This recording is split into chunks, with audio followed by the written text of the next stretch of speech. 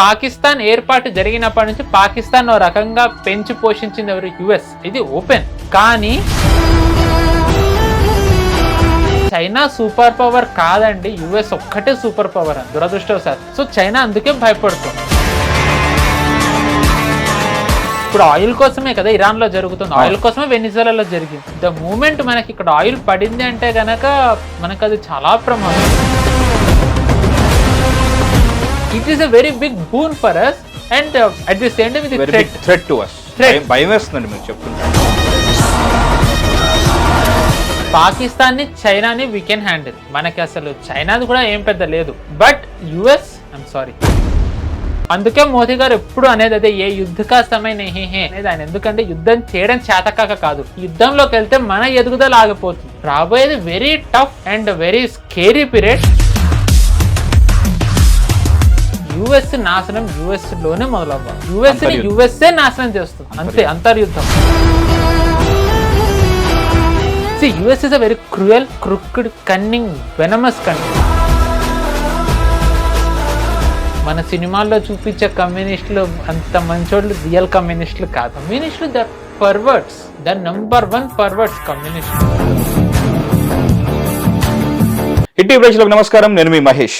కాలమే అన్నిటికీ సమాధానం చెప్తుంది అన్నట్టుగా ఒకప్పటి పాకిస్తాన్ ప్రైమ్ మినిస్టర్ అయిన ఇమ్రాన్ ఖాన్ తన పదవి నుంచి తీసేయబడ్డానికి కారణమైన ఒకానొక కీలక డాక్యుమెంట్ ఇప్పుడు బయటపడింది. అండ్ దాని వెనకాల అమెరికా హస్తం ఉందని క్లియర్గా అర్థమవుతుంది. ఒక దేశ ప్రైమ్ మినిస్టర్ని తీసేయడానికి పావులు కదిపిన అమెరికా ఇంకా ఎన్నో దేశాల మీదుగా ఎన్నో ఎత్తుగడలు వేస్తుంది. ఆ ప్రాసెస్లోనే ఇండియా మీదకి వస్తే మన పరిస్థితి ఏంటి? మనకు మీదకి యుద్ధానికి వస్తే మనం రెడీగా ఉన్నామా? అసలు యుఎస్ వేసే ఎత్తుగడలు ఎలా ఉంటాయి? ఏం చేయగలదు? ఏ లెవెల్ కన్నా సరే ఎలా దిగజారగలదు, ఎంతవరకైనా సరే వెళ్ళగలదు అనేది క్లియర్గా ఎక్స్ప్లెయిన్ చేయడానికి మనతో పాటు పొలిటికల్ అనలిస్ట్ పవన్ శ్రీ హర్ష గారు ఉన్నారు. క్లియర్గా తెలుసుకుందాం ఈ రష్యా, చైనా అండ్ వీటితో పాటు లైన్లో ఉన్న మన ఇండియా పరిస్థితి ఏంటి, ఈ ప్రాసెస్లో వాళ్ళు వేసే ఎత్తుగడల్ని మనం ఎలా తీపికొట్టగలం. Pawan garu hi, welcome to hit TV studio. నమస్తే అండి. ఎలా ఉన్నారు? ఐఎమ్ గుడ్ అండి. We missed you on weekend. Weekend కూడా మిమ్మల్ని ఇబ్బంది పెడితే బాగుందని సో అందుకే వన్ డే గ్యాప్ తీసుకుని వచ్చాను. సో గ్యాప్ తీసుకున్నా కానీ మంచి అప్డేట్స్ ఉన్నట్టున్నాయి. లైక్ చెస్ గేమ్ లాగా, ఎత్తుగడలాగా, లైక్ నంబర్ గేమ్ అనేది చాలా మారుతూ ఉంది. సో ఎవరి వ్యూహాలు వాళ్ళకు ఉన్నాయి. సో ఇప్పుడు రీసెంట్లీ ఇర్ఫాన్ ఖాన్, ఇమ్రాన్ ఖాన్. సో ఇప్పుడు రీసెంట్లీ ఇమ్రాన్ ఖాన్ ప్రస్తావన. సో దీని గురించి మాకు ఎక్స్ప్లెయిన్ చేయండి.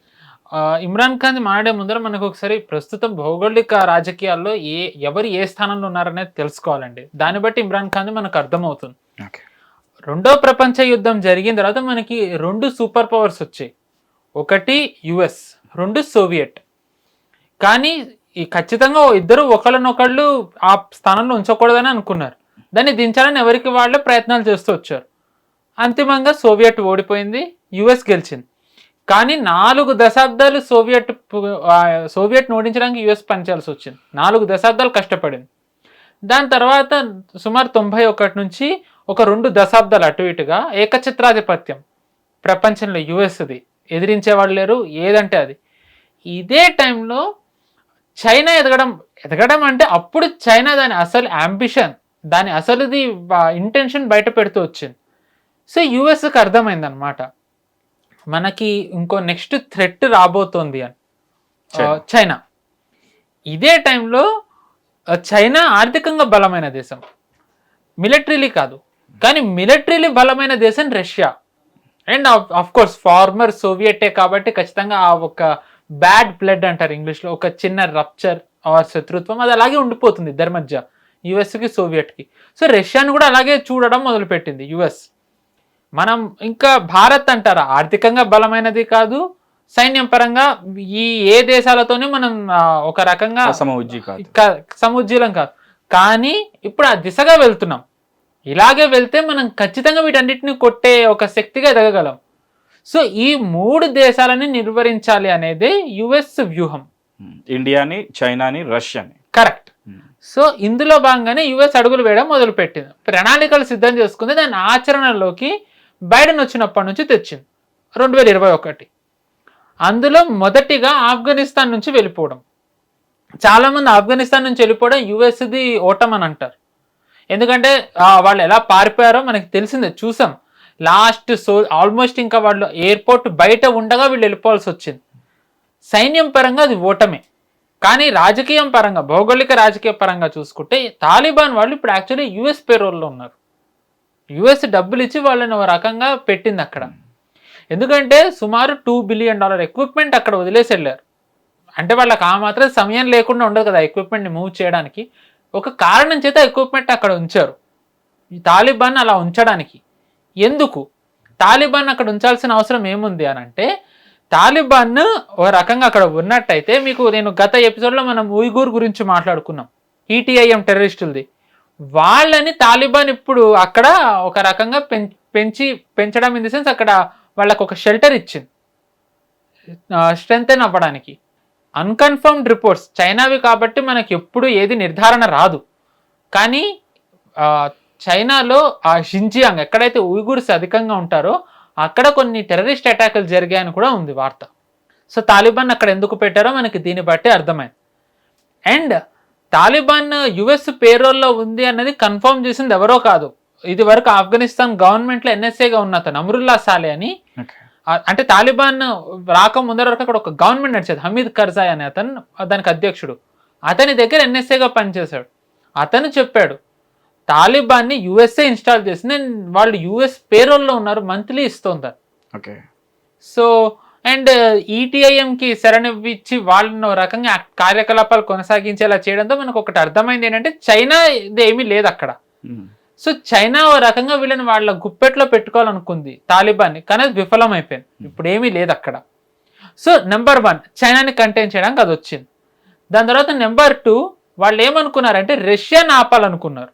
ఎందుకంటే రష్యా మనకు తెలిసిన మిలిటరీలీ బలమైన దేశం, మీకు చెప్పాను నేను. సో దాన్ని ఆపాలి అంటే ఏం చేయాలి, వీళ్ళు దాన్ని ఒక లాంగ్ డ్రాన్ వార్లో పెట్టాలి. సో వాళ్ళు అదే చేశారు యుక్రెయిన్ ద్వారా.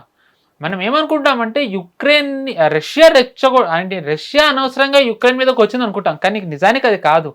నిజం ఏంటి అంటే యుక్రెయిన్లో రష్యా యుఎస్ వాటి న్యూక్లియర్ మిసైల్స్ పెడతానని. ఓకే.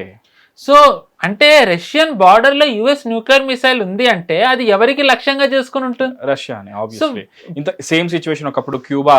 ఎగ్జాక్ట్లీ వెంటనే తీసేయాల్సి వచ్చింది. తీసేది అప్పుడు జాన్ ఎఫ్ కెనడీ ఉన్నారు. Correct, exactly. సో రష్యా ఎలా ఒప్పుకుంటుంది? ఖచ్చితంగా రష్యా ఒప్పుకోదు. నా బ్యాక్ డోర్ లో అది కూడా నువ్వు పెట్టావు అంటే నేను ఎలా ఒప్పుకుంటాను. బట్ మనకి ఇదంతా తెలియదు అనమాట. ఇంకా చాలా జరిగింది. యాక్చువల్గా నేటో క్రమక్రమంగా ఫార్మర్ సోవియట్ దేశాల్లోకి నేటోలో భాగస్వామ్యం చేసుకుంటూ ఉండడం. నిజానికి అది నేటో అది వాళ్ళు పెట్టుకున్న క్లాజ్ ఏంటంటే సోవియట్ డిస్బాండన్ అయిన తర్వాత నేటోలోకి సోవియట్ దేశాలు ఏవి భాగస్వామ్యం అవ్వకూడదని. కానీ దాన్ని వీళ్ళు అతిక్రమించి మరి భాగస్వామ్యం చేసుకుంటూ వచ్చారు. రష్యా ఏమనలేదు, ఎందుకంటే అప్పుడు అంత బలంగా లేదు. కానీ ఇంకా న్యూక్లియర్ మిసైల్ పెడతామన్న తర్వాత అస్తిత్వానికే ప్రమాదం రావడంతో రష్యా కూడా ఈ స్పెషల్ ఆపరేషన్ మొదలుపెట్టింది. స్పెషల్ ఆపరేషన్ మొదలు పెట్టడం ద్వారా ఒక రకంగా రష్యా అప్పర్ హ్యాండ్లోనే ఉంది యుక్రెయిన్ విషయంలో. కానీ ఓవరాల్గా చూసుకుంటే కనుక రష్యాకి ఇది ఒక పెద్ద సెట్ బ్యాక్. ఎందుకంటే మిలిటరీలీ రష్యా వీక్ అయింది. మిలిటరీలీ వీక్ అవ్వడం వల్ల సిరియాలో పట్టు కోల్పోయింది బషర్ అల్ అసద్ది. ఇప్పుడు ఇరాన్ విషయంలో కూడా మనం చూస్తున్నాం. So and at the same time దీనివల్ల అంటే ఏంటి, ఎకనామికల్లీ రష్యా ఏదైతే ఒక బలం ఉందో ఆ బలం కోల్పోతూ వస్తుంది. ఒక దేశం ఎకనామికల్లీ బలం కోల్పోతే వేరే దేశాల మీద ఆ దేశానికి ఉన్న ప్రభావం వాళ్ళు చూపించలేరు. ఎందుకంటే వాళ్ళని ఆర్థికంగా వీళ్ళు ఏదో చేస్తారు కాబట్టనే మాట వింటారు. ఇంకా లేనప్పుడు, ఆర్థికంగా చేయలేనప్పుడు, సైన్యం పరంగా సహకరించినప్పుడు వాళ్ళు కూడా వీళ్ళ మాటినారు.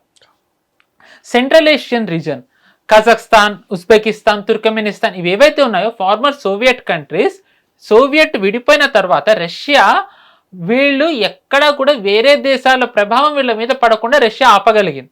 అంటే వీళ్ళు కంప్లీట్ రష్యన్ వసాల్స్.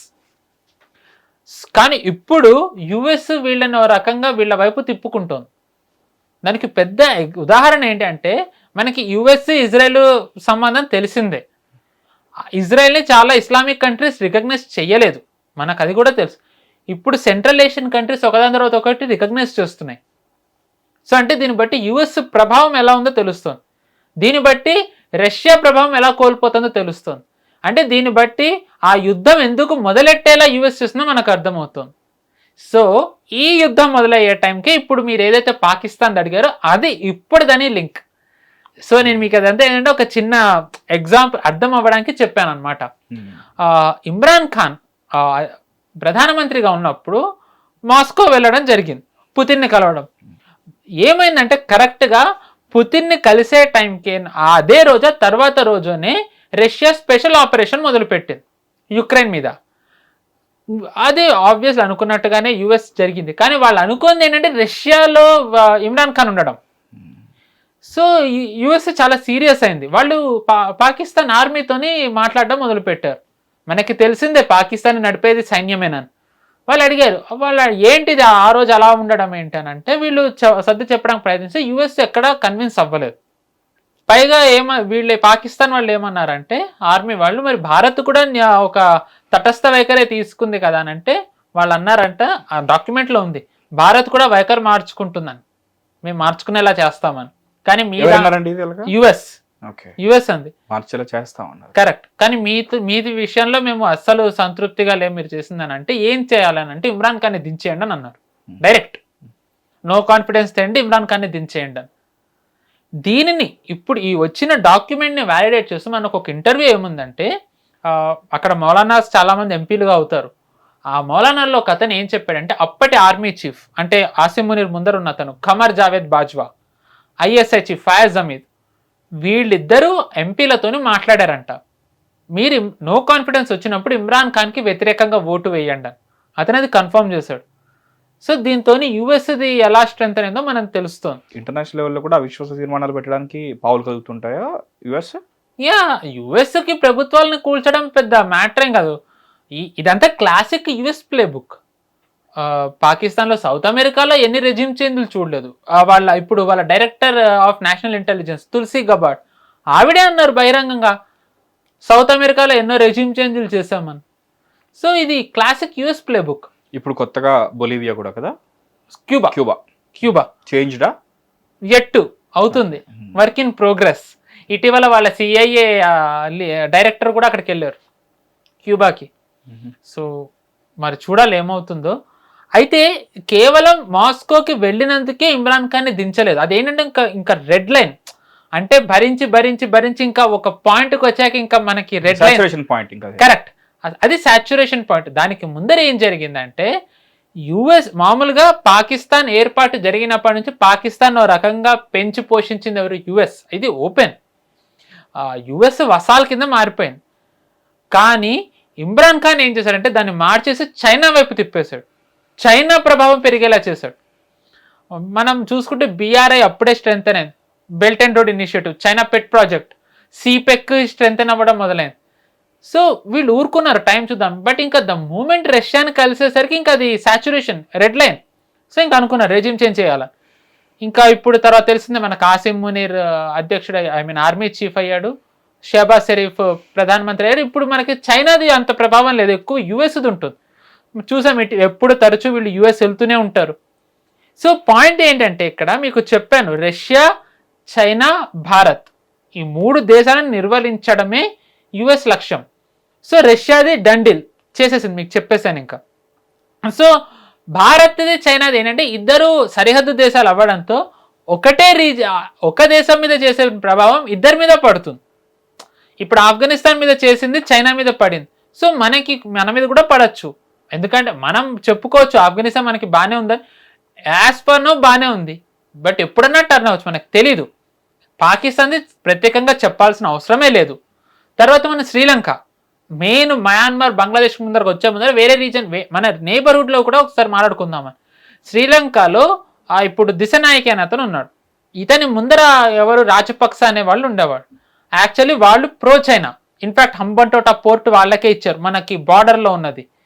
సో బీఆర్ఏకి అన్ని రకాలుగా వసతులు అన్నీ ఇచ్చారు, ఏం కావాలో అవన్నీ. సో ఇంకా వీళ్ళు కూడా అనుకున్నారు రాజపక్స ఉంటే కష్టం అని.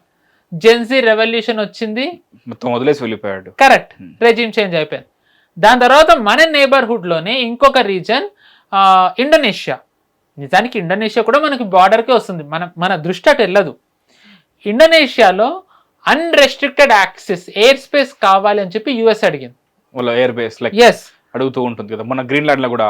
కరెక్ట్, అలాగే. కానీ ఈసారి ఎయిర్ బేసే కాదు, ఎయిర్ స్పేస్ కూడా. అంటే మేము వస్తుంటే మాకు అనుమతి ఇవ్వాలి, దేనికి ఎందుకనే ప్రశ్నలు మీ వైపు నుంచి రాకూడదు. Indonesia, yes. ఎందుకు అంటే ఇండోనేషియా మలాక్కా స్ట్రైట్ దగ్గర వస్తుంది. మలాకా స్ట్రేట్ ఏంటంటే చైనాది 80% ట్రేడ్ మలాకా స్ట్రేట్ నుంచి వెళ్తుంది. ఇప్పుడు స్ట్రేట్ ఆఫ్ హార్ముజ్ ఎలాగో మలాకా స్ట్రేట్ దానికంటే ఎక్కువ చైనాకి. ఇమాజిన్ ఇరాన్ ఎలా అయితే ట్రేడ్ ఆపేసిందో అలాగా ఇండోనేషియా నుంచి మలాకా స్ట్రేట్ లో ట్రేడ్ ఆపేస్తే చైనా కొలాప్స్.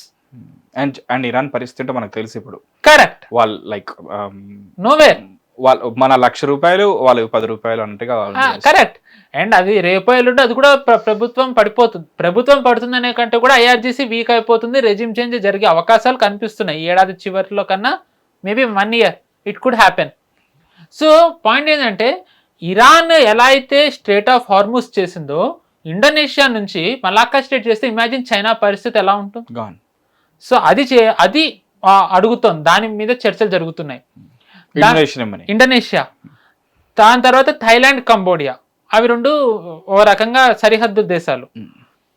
కంబోడియా ఏంటంటే చైనా ప్రభావం ఎక్కువ, థాయిలాండ్ ఏంటంటే US ప్రభావం ఎక్కువ.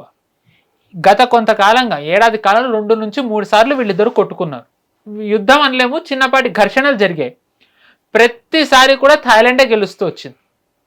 సో అంటే ఇక్కడ కూడా చైనాకి సెట్ బ్యాకే. ఇంకా నెక్స్ట్ వియత్నాం పేరుకి కమ్యూనిస్ట్ అయినా అది అంత చైనా పరం ఉండదు, అది దాంట్లో US ప్రభావం ఎక్కువ. ఇటీవల వాళ్ళ అధ్యక్షుడు కూడా ఇక్కడికి రావడం, అధ్యక్షుడు కాదు జనరల్ సెక్రటరీ ఇక్కడికి వచ్చి వెళ్ళడం జరిగింది. భారత్ లాస్ట్ వీకో ముందు వీకో బ్రహ్మోస్ మిసైల్స్ ఇస్తున్నాం మనం వియత్నాంకి ఇస్తున్నామంటే అది ఖచ్చితంగా US కాదు, చైనానే లక్ష్యంగా చేసుకుంది. So China and next last ఆ రీజన్లో సౌత్ చైనా సీలో ఫిలిప్పీన్స్కి చైనాకి ఆల్రెడీ అసలు ఇంకా ఇద్దరు నువ్వా నేనా అన్నట్టే ఉన్నారు, ఎప్పుడు కొట్టుకుంటారో తెలియదు. ఫిలిప్పీన్స్ కూడా మనం బ్రహ్మోస్ ఇచ్చాం, మనం US కూడా ఫిలిప్పీన్స్ని స్ట్రెంథెన్ చేస్తుంది. సో అంటే అన్ని రకాలుగాను చైనాని ఎలా కార్నర్ చేస్తూ వస్తుందో మనకు తెలుస్తుంది. అండ్ ఇంకా నెక్స్ట్ మనకి వాళ్ళకి కామన్ సరిహద్దులు నేపాల్, బంగ్లాదేశ్, మయన్మార్. ముందు మయన్మార్ గురించి మాట్లాడుకుందాం. మయన్మార్లో ఆంగ్ సూయి అనే ఎవరో ఒక ఆవిడ ఉండేవారు, ఒక అధ్యక్షురాలు ఆవిడ. 21 ఆవిడ ఏంటంటే USకి ప్రోగా ఉండేవారు. 21లోనో 21 అనుకుంటా ఆర్ 22 రెజిమ్ చేంజ్, అక్కడ కూడా మిలిటరీ తీసేసుకుందాం, అలా జుంటా అంటారు అక్కడ. ఎస్, వాళ్ళు ఎవరికి ప్రో ఉంటారు, వాళ్ళు చైనాకి ప్రో ఉంటారు. సో ఇప్పుడు కరెంట్లీ చైనాది కదా మనకు అప్పర్ హ్యాండ్, కానీ జుంటా వచ్చినప్పటి నుంచి అక్కడ సపరేటిస్ట్ యాక్టివిటీస్ పెరిగాయి. అంటే మయన్మార్లో చాలా రీజన్లు ఉంటాయి, అరాకన్ రీజన్, కచిన్ అనే ఒక రీజన్, కుకీస్ కావాలనుకునే వాళ్ళు, ఇలా చాలామంది. ఏ ప్రాంతానికి ఆ ప్రాంతం వాళ్ళు సపరేటిస్టులు మొదలైపోయారు. ఆ సపరేటిస్టులు వచ్చేసారు, వాళ్ళేమో ఆ జుంటాని అటాకులు చేయడం మొదలుపెట్టారు. ఇటీవల మీకు చెప్పాను మాథ్యూ వాండేక్ అని అతను ఇక్కడ నార్త్ ఈస్ట్ నుంచి అక్కడికి వెళ్ళాడని, US మెర్సినరీ అతను. రెజిమ్ చేంజ్ చేయాలంటే అతన్ని కూడా వాడతారు. ఇటీవల అతను మయన్మార్ నుంచి వస్తుంటేనే మనం పట్టుకున్నాం. సో దీన్ని బట్టి మయన్మార్లో US యాక్టివిటీస్ ఎలా ఉన్నాయో మనకి స్పష్టంగా అర్థమవుతుంది. Now that leaves us with only 2 countries, Bangladesh and Nepal. Nepal గురించి మనం మాట్లాడుకోలేదు, ఎందుకంటే చిన్నగా అయిపోతుంది. నేపాల్ ఇది వరకు అంతా కమ్యూనిస్టులు ఉండేవాళ్ళు, బీట్ ప్రచండ, ఓలీ, వీళ్ళందరూ కమ్యూనిస్టులే. సో వీళ్ళకి ఏంటంటే ఒక రకంగా చైనాతోని బాగానే ఉండేవాళ్ళు. కానీ USకి రెజిమ్ చేంజ్ చేసింది. చూసాం ఒక సింగర్ బాలేన్ షా, జెన్జీ అన్న ర్యాపర్ జెన్జీ, అతను అధ్యక్షుడు అయ్యారు. ఇప్పుడు అధ్యక్షుడు మనము కైలాష్ మాన్సరోవర్ యాత్ర మొదలైంది. సో మన వాళ్ళు వెళ్తున్నారు. అయితే దానిని నేపాల్ అభ్యంతరం వ్యక్తం చేస్తుంది, మా ప్రాంతం మీదకి వెళ్తుంది, మా అనుమతి లేకుండా మీరు ఎలా పంపిస్తారు. ఇతను ఈ వ్యాఖ్యలు చేసే ముందర నేపాల్లో సర్గై గోర్ మన అంబాసిడర్ అండ్ US ఈ రీజన్కి ఒక అతన్ని ఇన్ఛార్జ్గా పెట్టింది. అతను వెళ్ళి కలిశాడు నేపాల్ వాళ్ళని. కలిసిన తర్వాత నేను వ్యాఖ్యలు చేశాడు. సరే, కొంతమంది ఏమంటారంటే అతన్ని సర్గై గోర్ అతన్ని కలవని అన్నాడు. అంటే ఈ మధ్య అతను ఫారెన్ మినిస్టర్ నా లెవెల్లోనే ఉండాలని. But I really don't think USతో నా గేమ్ ఆడాడని. సో ఐ థింక్ అది క్రియేట్ చేసిన న్యూస్ అయి ఉండొచ్చు. సో అతను వచ్చి వెళ్ళిన తర్వాతే వ్యాఖ్యలు చేశాడంటే మనకు అర్థమైపోతుంది ఇంకా. అండ్ మన ఫారెన్ సెక్రటరీ విక్రమ్ మిశ్రీ గారు వెళ్తే కూడా కలవని అనేసాడు. మరి దాని తర్వాత ప్రయత్నాలు జరిగాయి, ఆయన ఇంకా వెళ్ళలేదు, మరి చూడాలి. సో దీన్ని బట్టి బాలేన్ షా కూడా ఎటువైపు ఉన్నాడో అర్థమవుతుంది. మళ్ళీ ఇక్కడ కూడా మన భారత్కి చైనాకి సమస్య. ఇంకా మిగిలిందల్లా చివరిగా బంగ్లాదేశ్. నేను మీకు చెప్పాను, బంగ్లాదేశ్ ఫామ్ అయినప్పటి నుంచి వాళ్ళకి ఏంటి అంటే యుఎస్కి అది ఒక హ్యూమిలియేషన్. దాని వసాలుగా ఉన్న దాని నుంచి విడిపోయి ఇంకో దేశం ఫామ్ అయింది కాబట్టి, అంటే వాళ్ళు 5 దశాబ్దాలు ఎదురు చూసారు. 1971లో ఫామ్ అయితే 5 దశాబ్దాలుగా వాళ్ళు ఎదురు చూసి ఫైనల్గా షేక్ హసీనా ప్రభుత్వాన్ని కూలగొట్టారు. నేను మీకు లాస్ట్ టైం మనం ఆడుకున్నప్పుడు కూడా చెప్పాను, డాసియర్స్ వెళ్ళడం, జమాత్ వీళ్ళన్నీ. సో షేక్ హసీనాది అయింది. ఇప్పుడు మనకు తెలిసిందే బిఎన్పి, జమాత్ వీళ్ళందరూ కూడా యుఎస్కి ప్రో. అండ్ ఆ సంబంధాన్ని ఇంకా బలపరుస్తూ బంగ్లాదేశ్ పోర్టులోకి యుఎస్ నేవీ రావడానికి అనుమతిస్తున్నారు. చర్చలు జరుగుతున్నాయి. సో దట్ ఏంటంటే వాళ్ళ రిపేర్స్, వాయేజ్లో ఒక చోట ఆగి వాళ్ళని వాళ్ళు రిప్లెనిష్ చేసుకోవడం, వీటన్నిటికీ బంగ్లాదేశ్ పోర్ట్ వాడాలని. సో దీన్ని బట్టి ఎలాగా 1 bird 2 shots ఈ నేబర్హుడ్ అంతా, వీటిల్లో ఏ దేశాన్ని ఒకవైపు తీసుకున్నా అటు చైనాకి ఇటు మనకి రెండిటికీ కష్టమే. సో యుఎస్ సింపుల్గా పావులు కదుపుకుంటూ వెళ్ళిపోతుంది. నేను మీతో లాస్ట్ టైం అందుకే అన్నా, చైనా సూపర్ పవర్ కాదండి, యుఎస్ ఒక్కటే సూపర్ పవర్ అని. It could be on the decline, but it is the only super power as per now, దురదృష్టవశాత్తు. చైనా, నేను అందుకేనా చైనా యుఎస్ని ఛాలెంజ్ చేసే పొజిషన్లో ఏమాత్రం లేదా. నేను మీకు అందుకే లాస్ట్ వీక్ ట్రేడ్ డీల్ది కూడా మీకు అందుకే ఎక్స్ప్లెయిన్ చేశాను. ఇప్పుడు చెప్పండి, ఇంత చైనా ఏది ఆపగలిగింది? పాకిస్తాన్లో రెజ్యూమ్ చేంజ్ ఆపగలిగిందా? తాలిబాన్ని వాళ్ళ వైపు తెచ్చుకోగలిగిందా? దిశనాయకిని యుఎస్కి సహకరించకుండా ఆపగలిగిందా? థాయిలాండ్ని కంబోడియా చేతి ఓడించగలిగిందా? ఇండోనేషియాని తన వైపు తెచ్చుకోగలిగిందా? వియత్నాంలో యుఎస్ ప్రభావం పెంచకుండా ఆపగలిగిందా? ఫిలిప్పీన్స్లో ఆపగలిగింది. చివరికి తైవాన్ మీద కూడా వెళ్ళట్లేదు కదా. ఇరాన్కి మాత్రం సపోర్ట్ చేయగలుగుతుంది ఫర్ నౌ. చూడాలి అది కూడా ఎంతకాలమో. ఇంకా ఇరాన్ది చెప్పాను కదా, do or die. The moment Iran falls, చైనాకి అది ఇంకా చాలా కష్టం ఆయిల్ విషయంలో. సో అందుకనే అది కూడా ఎంతకాలం చూస్తుందనేది చూడాలి. సో ఇది చాలా కష్టం చైనాకి. So in every way China is cornered. The only ఇంకా ఒక్కటే ఏంటంటే యుఎస్ కోరుకునేది తైవాన్ మీదకి వెళ్ళాలి. ఎందుకంటే తైవాన్ మీదకి వెళ్తే ఎలా అయితే రష్యా యుక్రెయిన్లోకి వెళ్ళి ఒక లాంగ్ డ్రాన్ వార్తో ఒక వీక్ అయిందో, తైవాన్లోకి వెళ్తే అదే జరుగుతుంది. సో ఒక రకంగా యుఎస్ అది కోరుకునే అవకాశం కూడా ఉంది. ఇటీవల ట్రంప్ ఒకసారి ఒకటి ఇంకొకసారి ఇంకో వ్యాఖ్యలు చేయడం మనం చూసాం. ఒకసారి నేను సమర్థిస్తాను తైవాన్ ఇండిపెండెన్స్, ఇంకోసారి తైవాన్కి మాకు సంబంధం లేదు, కన్ఫ్యూజన్ క్రియేట్ చేస్తూ ఉండొచ్చు. సో ఒక్కసారి తైవాన్ మీదకి వెళ్ళారు అంటే చైనాకి ఇట్స్ గేమ్ ఓవర్. 99% తైవాన్ నుంచి చైనా బయటికి రాలేదు. వాళ్ళు లైక్ ఇన్ టర్మ్స్ ఆఫ్ ఏ విధంగా పవర్ఫుల్ ఉన్నారు? US more than enough. ఎందుకంటే తైవాన్ నుంచి ఇంకొంచెం దూరంలో జపాన్ ఉంది. ప్రపంచంలో అవుట్ ఆఫ్ యుఎస్కి అత్యధికంగా బేసెస్ ఉన్నది జపాన్లోనే. అండ్ ఇటీవల జపాన్ వాళ్ళు కూడా వాళ్ళ మిలిటరీ బడ్జెట్ పెంచుకున్నారు. మామూలుగా వరల్డ్ వార్ 2 తర్వాత జపాన్ మిలిటరీ అంటూ వాళ్ళకి లేదు, can you believe? Defence forces అంటారు. కానీ ఇప్పుడు దాన్ని మార్చి జపాన్ వాళ్ళు మిలిటరీ కింద వాళ్ళు మారి స్ట్రెంగ్తన్ అవుతున్నారు. అండ్ ఇది మన ప్రేక్షకులు తెలుసుకోవాలి, జపాన్ అంటే అందరం మనం టెక్ అనుకుంటాం, వాళ్ళ టెక్నాలజీ, వాళ్ళ ఆటోమొబైల్స్, అసలు అవి ఏవి కూడా వాళ్ళ మిలిటరీ వాటి ముందర తూగవు. One of the best submarines, one of the best aircrafts వాళ్ళ దగ్గర ఉన్నాయి. సైన్యం లేకుండానే వాళ్ళు ఇవన్నీ తయారు చేయగలిగారు. ఇమాజిన్ ఇప్పుడు సైన్యం, అండ్ వాళ్ళ బడ్జెట్ కూడా పెట్టుకోకూడదు. జపాన్ వాళ్ళు Japan constitution is nothing but US కాన్స్టిట్యూషనే, జస్ట్ కాపీ పేస్ట్. యుఎస్ అండర్లో ఉంటారు. సో ఇప్పుడు యుఎస్ కూడా పర్మిషన్ ఇచ్చింది, మీరు మీ మిలిటరీ బడ్జెట్ పెంచుకోవచ్చు అని. అంటే మిలిటరీ బడ్జెట్ లేకుండా ఒక లిమిటెడ్ స్థాయిలో ఉంటేనే వాళ్ళు వరల్డ్స్ బెస్ట్ సబ్మెరీన్స్, వెసెల్స్, ఎయిర్ క్రాఫ్ట్లు తయారు చేస్తే ఇప్పుడు పెంచారు, ఇంకా వాళ్ళు ఇంకా ఎలాంటి చేయగలరు. సో ఇప్పటికిప్పుడు కాకపోయినా ఉన్న దాంట్లో ఒకవేళ లేట్ అయితే అప్పటికే జపాన్ స్ట్రెంగ్తన్ అయినా, అంటే ఎన్ని దేశాలు చైనాని నిలువరించవచ్చు తైవాన్లో. అండ్ ఒకవేళ సెట్ బ్యాక్ వస్తే చైనాకి డిక్టేటర్లు వాళ్ళు గెలుస్తూ వచ్చినంత కాలమే జనాలు వాళ్ళను ఒప్పుకుంటారు. ఒక్క ఓటం వస్తే జనాలు ఒప్పుకోరు. అండ్ యుద్ధం వస్తే గనక ఇన్ఫ్లేషన్ పెరుగుతుంది. ఆల్రెడీ నిరుద్యోగం అక్కడ ఉంది, బ్యాంకింగ్ సెక్టర్ కొలాప్స్లో ఉంది, రియల్ ఎస్టేట్ కొలాప్స్లో ఉంది, ఇండస్ట్రీస్ వెళ్ళిపోతున్నాయి. ఉన్న ఇండస్ట్రీస్ చైనావి అంత బాగాలేవు. యుద్ధం వస్తే కనుక రిసోర్సెస్ మొత్తం యుద్ధం మీద పెట్టాలి. అసంతృప్తి, రెజ్యూమ్ చేంజ్ కూడా దారి తీయచ్చు అక్కడ చైనాలో. సో చైనా అందుకే భయపడుతుంది. బట్ నేను విన్నది ఏంటంటే ఏఐలో టాప్ ఉంది, అండ్ ఫార్మాలో ఇంకా చాలా రంగాల్లో చాలా అత్యధిక శాతంలో పెట్టుబడులు పెట్టారు. Pharmaceutical and you know modern technology semiconductors వాళ్ళు కూడా తయారు చేస్తున్నారు అని చెప్పేసి విన్నాను. So they are you know preparing themselves for you know better tomorrow అన్నట్టుగా ప్రొజెక్ట్ అవుతుంది అది. లేదండి, సి ఇక్కడ ఒకటి ఏంటి అంటే ఈ పెట్టుబడులన్నీ కూడా యుఎస్ ఆర్ యూరోప్ పెట్టినవి. సో చైనా ఎప్పటి వరకు ఎదిగిందంటే యుఎస్ ఎదగనిచ్చినంత కాలం. సో అంతే, ఇప్పుడు ఇంకా యుఎస్ ఎదగనివ్వాలని అనుకోవట్లేదు చైనాని. సో ఈ టైంలో చైనా నిజంగానే వాళ్ళు ఒక రకంగా స్ట్రెంగ్తెన్ అయ్యారు. బట్ వాళ్ళకి ఇప్పటికీ సెమీ కండక్టర్స్ సొంతంగా చేసే స్థాయిలో లేరు వాళ్ళు.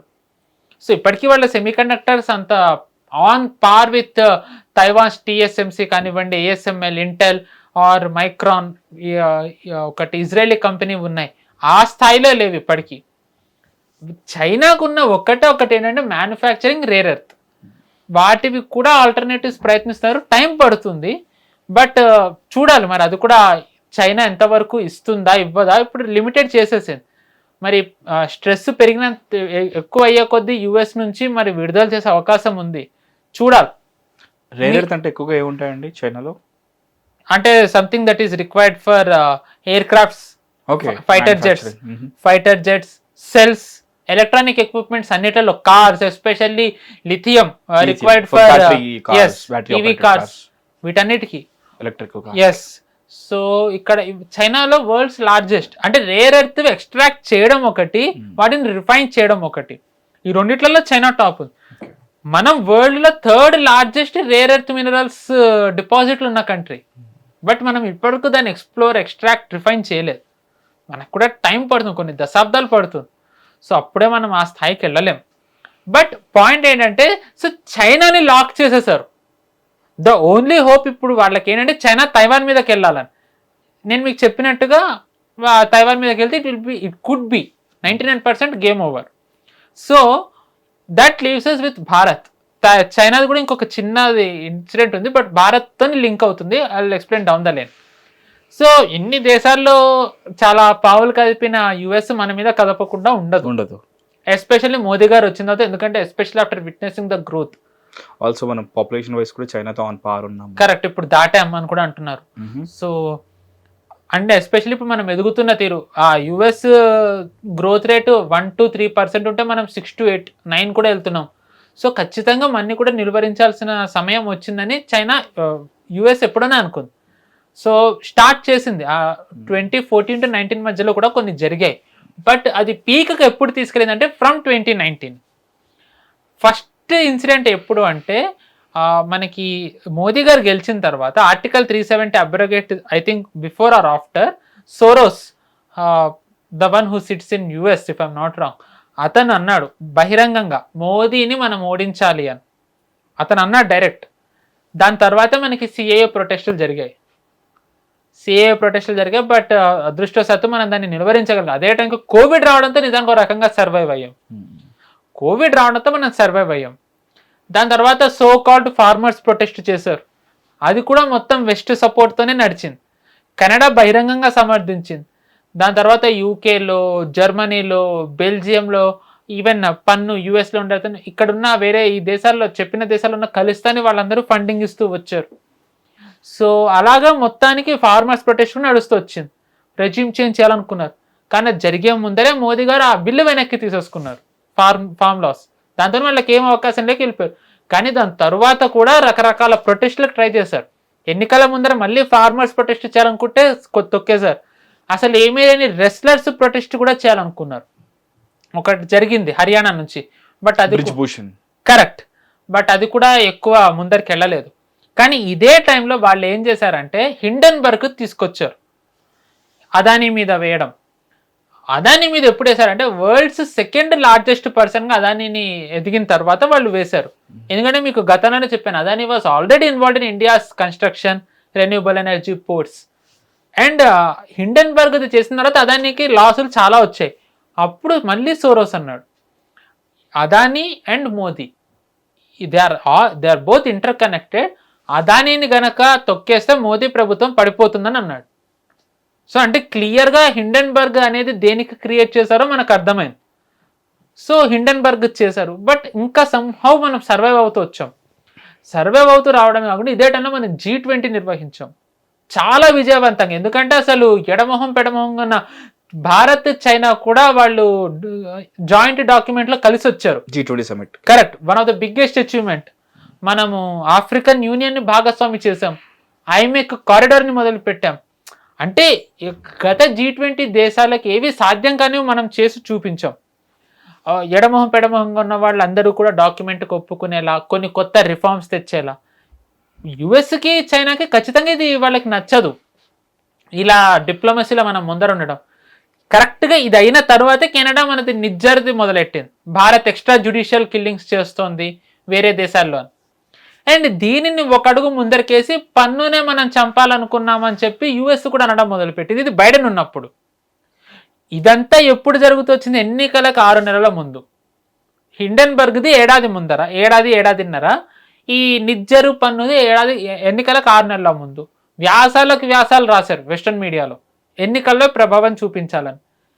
ట్రంప్ వచ్చిన తర్వాత ట్రంప్ బహిరంగంగా అన్నది ఏంటి అంటే, గత ప్రభుత్వం యుఎస్ ఎయిడ్ ద్వారా ఓటర్లని ప్రభావితం చేయడానికి కొన్ని బిలియన్స్ ఖర్చు పెట్టింది భారత్లో అని అన్నాడు యుఎస్ ప్రభుత్వం. అంటే రెజీమ్ చేంజ్ చేయడానికి యుఎస్ డైరెక్ట్లీ ఇండైరెక్ట్లీ ఎలా పనిచేస్తుందో మనకు అర్థమవుతుంది మన దేశంలో. బట్ సంహవ్ మనం అది సర్వైవ్ అయ్యాం. ఇంకా వాళ్ళు ప్రయత్నాలు చేస్తూనే ఉన్నారు. బైడెన్ టర్మ్ అయిపోయింది, ట్రంప్ వచ్చాడు. సో ట్రంప్ వచ్చిన తర్వాత ఫస్ట్ థింగ్ మనకి ఏం జరిగిందంటే పెహల్గాం దాడి జరిగింది. పాకిస్తాన్ ఉన్న స్థితిలో సొంతంగా భారత్ మీదకి వచ్చే ధైర్యం చెయ్యదు, ఎస్పెషల్లీ బాలాకోట్ చూసిన తర్వాత. ఎవరో పాకిస్తాన్కి ధైర్యం ఇచ్చి ఉండాలి. కరెక్ట్, అది ఇప్పుడు చైనా ఇచ్చే స్థితిలో లేదు. ఇంకెవరు ఇచ్చి ఉంటారు? యుఎస్. ఎస్పెషల్ ఆ టైంకి వ్యాన్స్ కూడా ఉన్నాడు ఇక్కడే. అండ్ మనం గనక గమనించినట్టయితే వ్యాన్స్ మాట్లాడుతూ దాడి జరిగిన తర్వాత లిమిటెడ్ స్ట్రైక్కు మేము ఒప్పుకుంటాము, లాంగ్ టర్మ్ స్ట్రైక్కు మేము ఒప్పుకోమని. నువ్వెవడి ఒప్పుకోవడానికి? జరిగింది మా మీద, ప్రతీకారం తీసుకోవాల్సింది మేము, గాయపడ్డది మేము, నువ్వు చెప్తే మేము చేయాలా?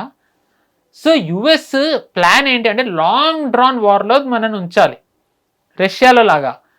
లాంగ్ డ్రాన్ వార్లో ఉంచినట్టయితే ఏమవుతుంది? ఆస్తి నష్టం జరుగుతుంది, చాలా వరకు ఆర్థిక నష్టం జరుగుతుంది, జరుగుతుంది.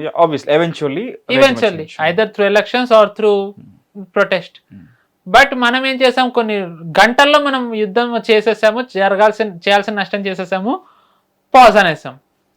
అందుకే దాని తర్వాత ట్రంప్ మన మీద శాంక్షన్స్ పెట్టడం మొదలుపెట్టారు. ఆర్థికంగా నష్టం మనకి ఏం రాలేదు కాబట్టి. ఫస్ట్ 25 అన్నాడు, మనం ఆ టారిఫ్ వేటి మీద పడ్డాయో వాటి ప్రత్యామ్నాయాలు మనం వెతుక్కుంటూ వెళ్ళాం. దాన్ని 50కి చేశాడు, దానికి కూడా మనం ప్రత్యామ్నాయాలు వెతుక్కుంటూ వెళ్ళాం. చివరికి తనే దిగొచ్చి 18% అని అన్నాడు. సో మనం ఇప్పుడు కూడా మనం అన్ని ప్రత్యామ్నాయాలు వెతుక్కుంటూ ఉన్నాం. ఇప్పటికీ మనం ట్రేడ్ డీల్ చేయలేదు, మనం ఇప్పటికీ ట్రేడ్ డీల్ మీద సంతకం పెట్టలేదు. అప్పుడు అని అంటున్నాను. ఇంకా ఏడాదిన్నర ఉంది అంతే, ఇప్పటికి ట్రేడ్ డీల్ చేసుకోలేదు. సో అంటే ఎన్ని రకాలుగా సామధాన భేద దండోపాయాలు ఏవైతే వాడచ్చో అవన్నీ వాడి మనది రెజ్యూమ్ చేంజ్ చేయడానికి, ఆర్థికంగా మనం ఆపడానికని యుఎస్ ప్రయత్నిస్తాం. అండ్ ఇప్పుడు ఉన్న మనకు అతి పెద్ద థ్రెట్ ఏంటి అంటే, మీకు ఇందాక నేను చెప్పాను బంగ్లాదేశ్ పోర్టుకి అనుమతి అడుగుతోందని. అది వెళ్ళాలి అంటే మన రీజన్ నుంచే వెళ్ళాలి. ఇప్పుడు మనం అక్కడే ఆయిల్ ఎక్స్ప్లోరేషన్ చేస్తున్నాం.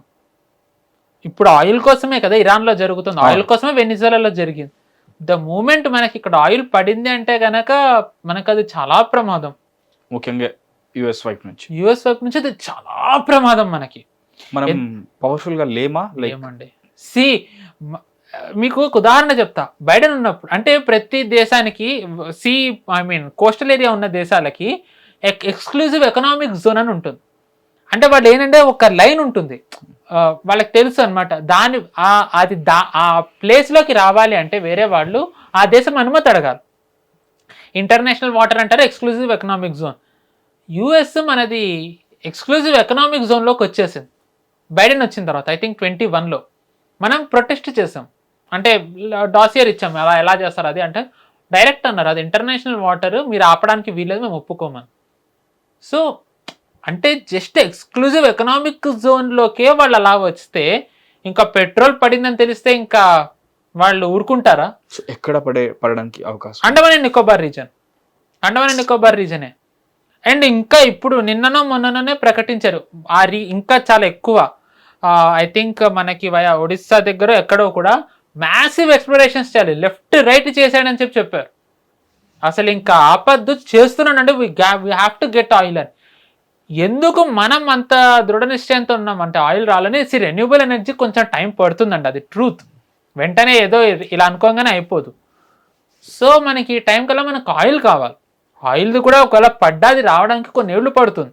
బట్ స్టిల్ ఇప్పుడు మనకి ఇప్పుడు ఏంటి, మనకు ఒక రకంగా ఆయిల్ అనేది మనకు అదొక వీక్ లెవరేజ్ వేరే దేశాలకు.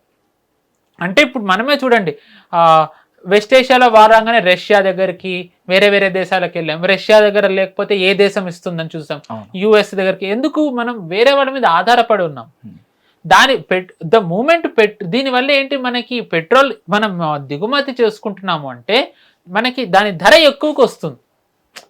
ఎందుకంటే ట్రాన్స్పోర్ట్ సప్లై ఉన్నాయంటే ఆబ్వియస్లీ ప్రైస్ ఫ్లక్చువేషన్ ఉంటుంది, వాళ్ళకి సిండికేట్ ఉంటుంది. 100% రీసెంట్ దీనికి సంబంధించిన సిండికేట్ కూడా ఉంటుంది, అందులోంచి బయటకు వచ్చింది UAE, OPEC. Exactly transport exactly transport cost పడుతుంది. సో దానివల్ల మన ధరలది కూడా ఒక రకంగా డిపెండెన్సీ ఈ ఆయిల్ మీద ఉంటుంది, మనం ఇంపోర్ట్ చేసుకునే ఆయిల్. సో ద మూమెంట్ మనకి సొంత ఆయిల్ పడితే గనక ప్రైస్ ఇంత ఉండదు.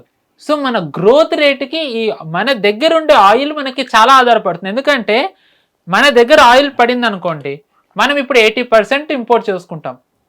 హైపోథెటికల్ 50% మనము సొంతంగా చేసుకున్నాం, మన దగ్గర ఎంత ఫారెక్స్ సేవ్ అవుతుంది, మన మన ఎకనామికల్లీ మనం ఎంత సేవ్ అవుతాం, గ్రో అవుతాం, అది అభివృద్ధి మీద పెట్టచ్చు.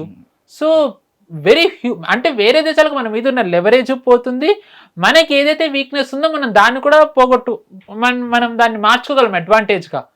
So it is a very big boon for us and at the same time ఇది థ్రెట్ టు us. భయం వేస్తుందండి మీరు చెప్తుంటే యాక్చువల్లీ. కరెక్ట్. సో ఎందుకంటే ఇక్కడ కూర్చొని మనం ఏదో సూపర్ పవర్ కదా, మనం బాగానే ఉన్నాం అనే ఉద్దేశంతో మనం ఇక్కడ మాట్లాడుకుంటున్నాం, కానీ వాట్ హ్యాపెండ్ విత్ లైక్ అప్పట్లో రష్యా, వెనెజువలా, కరెక్ట్, అండ్ దానికన్నా ముందు సద్దాం హుసేన్, కరెక్ట్, వీళ్ళ పరిస్థితి ఏంటని చెప్పేసి ఆలోచిస్తుంటాయి. అంతెందుకు ఒక మీమ్ ఉంటుంది, మిథున్ చక్రవర్తిది ఒక మీమ్ ఉంటుంది, అతను మొత్తం ఒంటికి ఆయిల్ రాసుకుని ఉంటాడు. సో పైనుంచి యుఎస్ ట్రూప్స్ దిగుతూ ఉంటాయి, దే ఫౌండ్ ఆయిల్ హియర్ అని చెప్పేసి. సో నేను ఇన్ని రోజులు ఇండియా ఎగ్జంప్షన్ లేదు, మన జోలికి వస్తే నరికేస్తాం, చంపేస్తాం, మనం అది అనుకుంటున్నాను. కానీ బట్ ఇప్పుడు మీరు చెప్తుంటే భయం వేస్తుంది. అంటే పాకిస్తాన్ని మనం హ్యాండిల్ చేస్తాం. Let me be as clear as I can. పాకిస్తాన్ని, చైనాని వీ కెన్ హ్యాండిల్. మనకి అసలు చైనాది కూడా ఏం పెద్ద లేదు. బట్ యుఎస్ ఐఎమ్ సారీ కాదు. అండ్ నాకు ఇంకొక గట్ ఫీలింగ్ ఏంటి అంటే, ఒకవేళ ఆయిల్ పడ్డా మనం చెప్పమండి. ఎందుకు అంటే మన రీజన్ని మనం ప్రొటెక్ట్ చేసుకోవాలంటే మనది నేవీ బలపడాలి. మోదీ గారు వచ్చిన తర్వాత నుంచి అందుకే ఫస్ట్ థింగ్ ఆయన ఫోకస్ పెట్టింది నేవీని స్ట్రెంథెన్ చేయడం. నేవీ స్ట్రెంథెన్ అవ్వాలి. ఎందుకంటే నేవీ స్ట్రెంథెన్ అవ్వడం అంటే ఏంటంటే ఎయిర్ క్రాఫ్ట్ క్యారియర్లు, సబ్మెరీన్లు, కార్బెటిస్, ఫ్రిగేట్స్, డెస్ట్రాయర్స్ ఇలాంటివన్నీ పెరుగుతున్న కొద్దీ ఇప్పుడు యుఎస్ బ్రీచ్ చేసిందని ఎందుకు చేసింది, మన దగ్గర అన్ని లేవు కాపాడుకోవడం. సో ద మూమెంట్ అది వస్తూ ఉంటే మనం అన్నాయనుకోండి, యుఎస్ దాటి రాలేదు. సో మనం ఈ స్ట్రెంత్ పెరగాలి.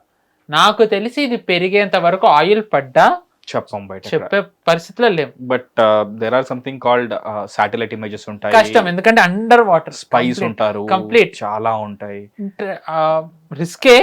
బట్ వాళ్ళ దగ్గర ఇంత లేదన్నా ఇజ్రాయెల్ వాళ్ళ ప్రాక్సీ కంట్రీ, వాళ్ళ ఇంటెల్ చాలా స్ట్రాంగ్ ఉంటుంది.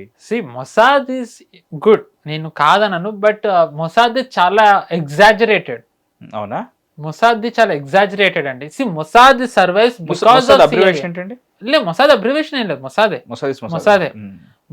మొసాద్కి సిఐఏ ఇస్ బ్యాక్ బోన్. అంత ఉండి మొసాద్ ఏంటంటే వాళ్ళ దృష్టి ఒక మీద ఉంటే ఇంకొకటి వాళ్ళు పట్టించుకోరు. అందరికీ తెలిసిందే రాత్ ఆఫ్ గాడ్ అని అంటారు అందరూ. వాళ్ళ స్పోర్ట్స్ వాళ్ళని జర్మనీలో పాలస్తీనియన్స్ చంపిన తర్వాత వీళ్ళు ఏరేరి చంపారని అంటారు. దాంట్లో సగం మంది వీళ్ళు ఎవరైతే చంపారో వాళ్ళందరూ నార్మల్ టెర్రరిస్ట్, అంటే ఫుట్ సోల్జర్స్, పెద్దవాళ్ళని చంపలేదు. మొసాద్ చీఫ్ అయినా ఫెయిల్యూర్ అయిందని. పోనీ అంతా జరిగిన తర్వాత వీళ్ళ దేశాన్ని కాపాడుకున్నారా? వీళ్ళ రిసోర్సెస్ అన్ని ఈ రాత్ ఆఫ్ గాడ్ మీద పెట్టడంతో యామ్ కిప్పూర్ వార్ జరిగింది. వేరే దేశాలు వచ్చి మళ్ళీ ఇజ్రాయెల్ మీద దాడి చేశాయి. అండ్ మొన్న 23 అక్టోబర్ 7th కూడా వాళ్ళు ఏం ఆపగలిగారు? నిజానికి 12 ఏళ్లలో మనం ఎన్ని టెర్రర్ అటాక్లు ఆపాం? పెహల్గాం, జమ్మూ కాశ్మీర్లో జరిగినవి, మొన్న ఢిల్లీ, ఈ 3 తీసేస్తే అందులో కూడా క్యాజువాలిటీస్ జరగలేదు. పెహల్గాం దురదృష్టవశాత్తు జరిగింది. అది కాకుండా జన నష్టం ఎక్కడ జరిగిందండి? 12 ఏళ్లలో ఇజ్రాయెల్లో జరిగింది. So are rise unparalleled. నేను మీకు ఎందుకు చెప్తున్నా అంటే మొసాద్కి సిఐఏ ఫండింగ్ ఉంది, యుఎస్ ఫండింగ్ ఉంది, మన దగ్గర ఫండింగ్ లేదు. అవన్నీ మన సొంతం, మన కష్టం. బట్ స్టిల్ మనం ఇవన్నీ ఆపుతున్నాం. But still US is far far far more powerful than us. So మనం యుఎస్ నిలువరించే స్థితిలో లేం. రష్యా చైనా కలిస్తేనే ఏమీ లేదు. సో మనం ఇంకెక్కడ? సో దురదృష్టవశాత్తు ఆయిల్ పడ్డా మనం చెప్పం. నేను అనుకోవడం మనం కోరుకుంటాం కూడా ఆయిల్ పడకూడదు అప్పుడే. సో మన నేవీ స్ట్రెంగ్ అయ్యేంత వరకు చెప్పలేము. ఎందుకంటే ఇప్పుడు ఆ వేలోనే బంగ్లాదేశ్ వెళ్ళాలి. ఆ వెసిల్స్లో గన్స్ ఉంటే, వెపన్స్ స్ట్రెంగ్ చేసే ఉంటే, సోల్జర్స్ని పంపిస్తే ఆ సోల్జర్స్ బంగ్లాదేశ్లో ఉన్న సపరేటిస్ట్లకు ట్రైనింగ్ ఇస్తే, లేకపోతే ఆ సోల్జర్స్ మయన్మార్లో వెళ్ళి నార్త్ ఈస్ట్ అంతా అల్లకల్లోలం చేస్తే పరిస్థితి ఏంటండి? సో మనకి చాలా థ్రెట్ ఉంది. నేను మీకు ఇందాక స్టెప్ బై స్టెప్ యూఎస్ చేసిన థ్రెట్లలో నార్త్ ఈస్ట్ మర్చిపోయాను. Manipur was a clear cut operation to separate north east from Bharat. మనం దాన్ని ఇప్పటివరకు రెసిస్ట్ చేస్తూ వస్తున్నాం. లెట్స్ హోప్ మనం దీనికి ఒక పరిష్కారం కూడా కనుక్కుంటామని అనుకుంటున్నాం. అంటే మీరు చూడండి, మల్టీ ఫ్రంట్ వార్ మనకి ఎన్ని విధాలుగా ఉందో. ఎవరన్నా వాళ్ళ దేశం బాగుండాలంటే ఆయిల్ పడాలని కోరుకుంటారు. నేను అంటున్నా వద్దు, పడకూడదని. మన నేవీ స్ట్రెంగ్ అయ్యి మన ప్రభుత్వానికి, మన నావికా దళానికి వాళ్ళకి నమ్మకం రావాలి. ఎస్, ఒకవేళ ఆయిల్ పడ్డా మనని కాపాడుకోగలం అనేది నమ్మకం వచ్చేంత వరకు మన వాళ్ళు బయట పెట్టరు ఆయిల్ పడ్డా. సో అందుకే ప్యారలల్గా మీరు చూసుకున్నట్టయితే అంటే చాలా భారీ సంఖ్యలో మన సబ్మెరీన్స్, మన నావికా దళాన్ని బలపరుస్తున్నాం. The soon we become powerful, the soon it will help us. మనం అలా బలపరిచే ప్రాసెస్ లో కూడా వాళ్ళకి డౌట్ రాదంటారా? ఎందుకు వీళ్ళు సడన్ గా ఇంతలో దీని బడ్జెట్ సడన్ గా మనకి ఇప్పటివరకు పడలేదు? లైక్ ఇప్పుడు అంటే అలాంటి సిచ్యువేషన్ వచ్చింది అనుకుందాం, 2027 అట్లీస్ట్ 2027 కల్లా ఇంకేదో జరిగి మన టెక్నాలజీ పెరిగి, ఎందుకంటే మనం కూడా చాలా శాటిలైట్స్ పంపిస్తున్నాం, సంథింగ్ హ్యాపెన్, లైక్ ఎక్కడైతే నిల్వలు ఉంటాయో అవి ఇంకా క్లియర్గా మనకు తెలిసాయి అనుకుందాం. అండ్ దాని తర్వాత లైక్ దేశ ముఖ చిత్రం మారిపోయే అవకాశం ఉంది. సో దీన్ని దేశ అభివృద్ధికి వాడాలి అని చెప్పేసి ఫిక్స్ అయ్యి దాని ఫస్ట్ ఫేజ్లో ఫస్ట్ నేవీని స్ట్రెంగ్తన్ చేద్దామని చెప్పేసి ఒకనొక ఆర్థిక సంవత్సరానికి లైక్ బడ్జెట్ సడన్గా పెంచారనుకోండి, ఆబ్వియస్లీ లైక్ ప్రపంచ దేశాల కళ్ళు పడతాయి కదా, ఎందుకు పెంచుతున్నారని చెప్పేసి. అంటే సినిమా లాగా ఉండొచ్చు. అబ్సల్యూట్లీ అండర్స్టాండ్ మీరు అడిగింది, కానీ అలా అవ్వదండి దురదృష్టవశాత్తు. సో అంటే మూడిటికి డబ్బు ఇవ్వాలి, నావికా దళానికి ఇవ్వాలి, వైమానిక దళానికి ఇవ్వాలి, సైన్యానికి. సో గత ప్రభుత్వాలన్నీ కూడా కేవలం సైన్యం మీద కూడా పెట్టలేదు దురదృష్టవశాత్తు. బట్ ఇచ్చిన దాంట్లో కొద్ది గొప్ప సైన్యానికి ఇచ్చారు. కానీ మోదీ గారు వచ్చిన తర్వాత అందుకే మనకి ఇప్పుడు చూసుకుంటే మన ఎయిర్ క్రాఫ్ట్ క్యారియర్ వచ్చింది. అసలు అది కొన్ని దశాబ్దాల నుంచి అది పాజ్లో ఉన్నది, ముందరికెళ్లకుండా. మోదీ గారు వచ్చిన తర్వాత ఒక ఎయిర్ క్రాఫ్ట్ క్యారియర్ వచ్చింది, ఇంకొక ఎయిర్ క్రాఫ్ట్ క్యారియర్ని మనం తెస్తున్నాం. ఆ ఎయిర్ క్రాఫ్ట్ క్యారియర్లో రావడానికి నేవీ ఫైటర్ జెట్స్ని మనం తెస్తున్నాం. దాని తర్వాత మనము నేవీకి ఒక సపరేట్ ఎయిర్ క్రాఫ్ట్లు ఉంటాయి, సెన్సార్స్ అన్నీ పెట్టేవి, వాటిని మనం కొనుక్కుంటున్నాం. సో నేవీని మనం స్ట్రెంగ్తన్ చేస్తున్నాం. US is not a child, అంటే వాళ్ళకి అంత సందేహం రాకుండా ఉండదు. అండ్ ఇప్పుడు ఈ ఎక్స్ప్లోరేషన్లో కూడా మనం వాళ్ళ దేశాలు యూకేదో యుఎస్తోనే మనం సహాయం తీసుకుంటున్నాం. సో వాళ్ళ దాచి మనం ఏం చేయలేం. కానీ మనం చాలా యుద్ధ ప్రాతిపదికన మన నావికా దళాన్ని బలపరచాల్సిన అవసరం ఉంది. సబ్మెరీన్స్ పెట్టుకోవాలి, సో దట్ మన శత్రువులకి మనం ఎక్కడున్నామో తెలియకూడదు. ఫ్రిగేట్స్ని, డెస్ట్రాయర్స్ని, కార్బెటిస్ని పెట్టుకోవాలి, సో దట్ మన ఎయిర్ క్రాఫ్ట్ క్యారియర్స్ సేఫ్ ఉండాలి. మీరు చూసుకున్నట్టయితే ఒక నేవీలో ఒక బెటాలియన్ వెళ్తున్నప్పుడు, బెటాలియన్ అన్న నేవీది ఒక వర్డ్ మర్చిపోయానండి, ఎయిర్ క్రాఫ్ట్ స్క్వాడ్రన్ ఉన్నట్టుగా, కాదు సారీ వర్డ్ మర్చిపోయాను, క్షమించాలి. ఓకే, వాటికి ఏంటంటే ఒక్కటి వెళ్ళదు ఎప్పుడు. ఎయిర్ క్రాఫ్ట్ క్యారియర్ వెళ్తోంది అంటే కనుక దాని చుట్టూ కొన్ని వెళ్తాయి. దాన్ని Sailors అంటారా? అంటే కొన్ని వెసల్స్ వెళ్తాయి, Okay. కార్బెటీస్ అని అంటారు, డెస్ట్రాయర్స్, ఫ్రిగేట్స్, అంటే కొంచెం పెద్దవి చిన్నవి, వాటిని వాడు కాపాడుకోవడానికి. సో ఇవన్నీ కావాలి మనకి. ఇప్పుడు మనం ఇవన్నీ తయారు చేస్తున్నాం, కానీ 70 ఏళ్ళు కష్టపడి తయారు చేయాల్సినవి మనం 12 ఏళ్లలో మనం చేసేయలేం. అంటే మనం ఇప్పటివరకు మనం అన్ని ఇప్పుడు మనం ఏంటి, ఇప్పుడు కొత్తగా చేయాలి భవిష్యత్తుకి. ప్రస్తుతం ఉన్నవి పాడైపోతుంటే మనం వాటిని భర్తీ చేసుకుంటూ మనం చేయాలి. So and at the same time ఇది అవుతుంటే సబ్మెరీన్స్ కూడా పెట్టాలి. సబ్మెరీన్స్ చాలా ఎక్స్పెన్సివ్, చాలా మన దగ్గర టెక్నాలజీ లేనే లేదు, వేరే దేశాల నుంచి అడుక్కుని తెచ్చుకోవాలి. So very big threat and very big challenge. And ఈ ప్రాసెస్ మొత్తంలో మనకున్న ఒక థ్రెట్, మీకు ఇందాక చైనాది ఒక్కటి చెప్పాను. సో చైనా మళ్ళీ మన మీదకి వచ్చే అవకాశం ఉంది, ఎందుకంటే ఈ ఒత్తిడి అంతా ఉండే ఆర్థికంగా చైనాకి నష్టం కలుగుతూ ఉంటే, ప్రజలకి దాని మీద వ్యతిరేకత వస్తూ ఉంటే, దాన్ని దృష్టి మలచడానికి, నేషనలిజాన్ని మళ్ళీ వాళ్ళలో రెచ్చగొట్టడానికి మన మీదకి యుద్ధానికి రావచ్చు. గాల్వాన్ అందుకే జరిగింది. గాల్వాన్ జరగడానికి కారణం ఏంటంటే ప్రపంచం మొత్తం చైనా మీద వేలు చూపిస్తూ వచ్చింది, వుహాన్ మీ నుంచి వచ్చిందని. దానికి కూడా ఆర్థికంగా చాలామంది దాని మీద ఆంక్షలు పెట్టడం మొదలుపెట్టారు. ఆర్థికంగా అప్పటికే కొంచెం హీట్ ఫేస్ చేస్తున్న చైనా ప్రజల దృష్టి మరల్చడానికి గాల్వాన్ మీదకి వచ్చింది. అనుకుంది సలామీ స్లైసింగ్ చేస్తూ వచ్చింది చైనా దాని ముందర వరకు, అంటే కొంచెం తీసుకోవడం అలా తీసుకుందాం అనుకుంది. మనం తిరగబడ్డాం. సో 5 ఏళ్ల తర్వాత చివరికి చైనానే వెనక్కి వెళ్లాల్సి వచ్చింది. మళ్ళీ అలాంటి మిస్అడ్వెంచర్ చైనా చేసే అవకాశం కూడా ఉంది. ఇది కనుక జరిగితే విన్ విన్ యుఎస్కి, ఎందుకంటే అది దానికి ఇమ్మీడియట్ థ్రెట్ అయిన చైనాను ఎకనామికలీ లాక్ అవుతుంది, భవిష్యత్తులో థ్రెట్ అయ్యే మనము లాక్ అవుతాం. పాకిస్తాన్ తెలియదు చైనా చేసినట్టు భావిస్తుంది. సో అదొక థ్రెట్ మనకు ఉంది. చైనా యుద్ధానికి రాకుండా ఆపాలి మనం, చైనాతోని మనం అందుకే మోదీ గారు ఎప్పుడు అనేది అదే, ఏ యుద్ధకా సమయ నహీ హే, ఏ యుద్ధకా సమయ నహీ అనేది ఆయన. ఎందుకంటే యుద్ధం చేయడం చేతకాక కాదు, యుద్ధంలోకి వెళ్తే మన ఎదుగుదల ఆగిపోతుంది, మన గ్రోత్ ఆగిపోతే గనక ఇంపాసిబుల్. యుఎస్ ఎన్నిసార్లు యుద్ధానికి వెళ్ళినా యుఎస్ రివైవ్ అవ్వగలుగుతుంది, ఎందుకంటే ప్రపంచాన్ని దాని మీద ఆధారపడేలా చేసుకుంది. డాలర్ ద్వారా, టెక్ ద్వారా, రకరకాల మాధ్యమాల ద్వారా. రష్యాలో ఆధారపడేలా చేసుకోలేకపోవడంతోనే ఇప్పుడు ఈ యుద్ధం వల్ల రష్యా ఇప్పుడు ఆర్థికంగా కష్టాల్లోకి వెళ్ళింది.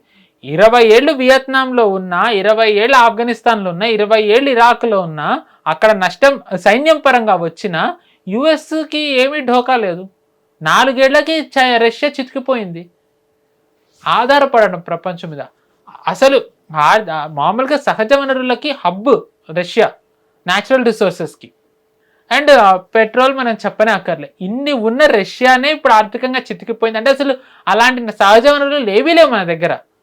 మనం యుద్ధానికి వెళ్తే ఇంకా మనం ఏమవుతాం? నైట్ మేర్ మనకి. అందుకే మోదీ గారు యుద్ధానికి వెళ్ళట్లే. కానీ పుష్ చేస్తే కనుక ఇంకెవ్వరు ఏం చేయలేం, పాకిస్తాన్ చేసినట్టు. లెట్స్ హోప్ ఆ పరిస్థితి రాకుండా ఉండాలనే కోరుకుందాం. సో రాబోయేది very tough and challenging and very scary period. దీన్ని ఎంత విజయవంతంగా, ఎంత ఓపికగా మనం దాటితే భవిష్యత్తు అంత బంగారుమయం అవుతుంది. Let's hope will sale through this. Just tell me something అండి, రెజ్యూమే చేంజ్ జరిగిన తర్వాత ఆ దేశాల్లో పరిస్థితులు ఎలా ఉంటాయి? లెట్స్ టేక్ వెనిజులా ప్రస్తుతానికి, అండ్ సద్దాం హుసేన్ తర్వాత అక్కడ పరిస్థితి ఏంటి? సరే అది కొంచెం లాంగ్ ఎగ్జాంపుల్, లైక్ కొన్ని సంవత్సరాలు అయింది, బట్ వెనిజులా చాలా ఫ్రెష్ ఎగ్జాంపుల్. ఈ ఇయరే జరిగింది if I'm not wrong. Year మొదట్లో. ఇప్పుడు ఏంటి పరిస్థితి అక్కడ ఏంటి? యుఎస్ అండర్లో పెట్రోల్ మొత్తం యుఎస్ అండర్లోకి వచ్చింది. పరిపాలన ఇండివిజువల్ గా ప్రాక్సీ ఉన్నారు. సి ఇది కామన్ అండి. ఇప్పుడు జపాన్ పేరుకి అక్కడ అధ్యక్షుడు ఉంటాడు, జపాన్ లో ఒక ప్రభుత్వం ఉంటుంది, ఎన్నికలు అవుతాయి, ఎవరు గెలిచినా వాళ్ళు at the end of the day చైనాకి యుఎస్ ఏం చెప్తే అలాగే వింటారు. ఈవెన్ యూరోప్ లో కూడా చాలా మంది అంతే, యూకే కానివ్వండి, జర్మనీ, ఇటలీ, ఫ్రాన్స్ కొంచెం ఇండిపెండెంట్, కానీ యూకే కానివ్వండి, జర్మనీ కానివ్వండి, ఇటలీ కానివ్వండి, ఈ దేశాలన్నీ కూడా యుఎస్ ఏం చెప్తే వింటాయి. ఇవి ఏం చెప్తే అవి వినే ప్రాసెస్లో ఇవి ఏం చెప్తూ ఉంటాయి అవి? అంటే అవి తీసుకునే డెసిషన్స్ యుఎస్కి ఫేవరబుల్గా ఉండే డెసిషన్స్ తీసుకుంటారు 100%. ఇప్పుడు వాళ్ళు బలపడాలని యుఎస్ కూడా కోరుకోదు. బలపడితే కనుక వీళ్ళ మాట ఎందుకు వింటారు? సో బలపడకూడదు, మేము చెప్పినట్టల్లా వినాలి. ఫైన్. నిజానికి జర్మనీ టెక్ హబ్ అది. మనకి World War I తర్వాత ఆర్థికంగా చితికిపోయిన దేశం జర్మనీ. World War II ముందర కొన్ని అద్భుతమైన సంస్థలు, ఇప్పుడు వోక్స్ వ్యాగన్ అప్పుడే వచ్చింది, అప్పటికే అంటే అప్పటి నుంచి ఉన్న సంస్థలు అన్నీ ఉన్నా జర్మనీ ఇప్పుడు ఎందుకు ఆర్థికంగా ఇంత కష్టాల్లో ఉంది? ఎందుకు ఉంది కష్టాల్లో? ఎందుకంటే యుఎస్ ఎదగనివ్వదు జర్మనీని. ఎందుకంటే జర్మనీ వాళ్ళ తెలివితేటలు, వాళ్ళ సామర్థ్యం యుఎస్కి తెలుసు. భయం. మీకు ఇంకో చిన్న ఉదాహరణ చెప్తాను. మనకి రైఫిల్స్ ఉంటాయి, అంటే చిన్నవి, మామూలుగా ఇలా అంటాం. ప్రపంచంలో చాలా దేశాలు ఇంక్లూడింగ్ యుఎస్, మనం కూడా వాడే సంస్థల్లో ఒకటి హెక్లర్ అండ్ కాక్ అని అంటారు, లేకపోతే సిక్స్ ఫైర్ అంటారు. రైఫిల్స్ అసాల్ట్ రైఫిల్స్ అని అంటారు, బ్యాటిల్ రైఫిల్స్ అని అంటారు, స్నైపర్ రైఫిల్స్, మెషిన్ గన్స్, ఇవన్నీ తయారు చేస్తుంది. వరల్డ్లో ఆల్మోస్ట్ ఎవ్రీ కంట్రీ వీటిలోంచి ఏదన్నా ఒకటి వాడుతుంది. ఐదర్ హెక్లర్ అండ్ కాక్, సిక్స్ ఫైర్. దీని హోమ్ కంట్రీ జర్మనీ, ఇంక్లూడింగ్ యుఎస్తో సహా వాడతారు.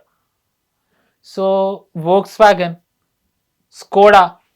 సో అంటే జర్మనీ ఆర్థికంగా బలమైన దేశం ఎలాగో, అంటే వాళ్ళ ఇంటెలిజెన్స్, వాళ్ళ దగ్గర కూడా ఎన్ని గొప్ప గొప్ప కంపెనీలు పెద్ద పెద్దవి ఉన్నాయో మీకు ఒక ఉదాహరణ. అండ్ ద మూమెంట్ వాళ్ళు కనుక బయటకు వచ్చారు అంటే కనుక యుఎస్ ఇన్ఫ్లుయెన్స్ నుంచి గేమ్ ఓవర్. సో అందుకే రానివ్వదు బయటికి. ఏమన్నా ఇలాంటి సందేహం వస్తే రెజ్యూమ్ చేంజ్ అయిపోయింది, డన్ డీల్. ఇరాన్ 79లో ఇరాక్ అందుకే జరిగాయి. ఇరాన్లో షా పేలవి నిజానికి అతను బాగా ఇరాన్ని చాలా ఆర్థికంగా చాలా బలపరిచాడు, అభివృద్ధి బాగా తీసుకెళ్ళాడు. అయితే అతను ఒక మాట అన్నాడు, ఇలాగే వెళ్తే మనం యుఎస్తో ఆన్ పార్ అవుతామని.